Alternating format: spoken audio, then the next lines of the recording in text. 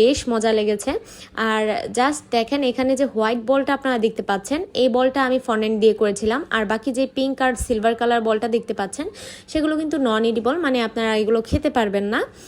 তো যাই হোক, ফন্ডেন্টের বলটা খেতে পারবেন, কিন্তু যদিও এই ফন্ডেন্টের টেস্টগুলো তেমন একটা ভালো হয় না, আর সচরাচর তেমন একটা ক্লায়েন্টরা এটা খায়ও না, জাস্ট ডেকোরেশনের জন্য।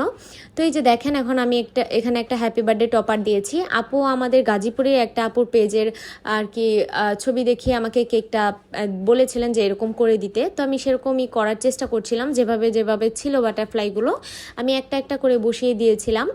আর আরেকটা কথা, এই বাটারফ্লাইগুলো কিন্তু খাওয়া যাবে না, এগুলো কিন্তু একদম মানে কাগজের তৈরি বাটারফ্লাই।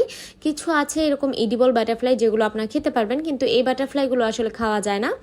তো যাই হোক, ভিডিওর মাঝে একটা কথা বলি, আপনারা যদি গাজীপুরে থেকে থাকেন তাহলে কিন্তু চাইলে আমাদের থেকে কেক নিতে পারেন। আশা করি আপনাদের কাছে ভালো লাগবে। আর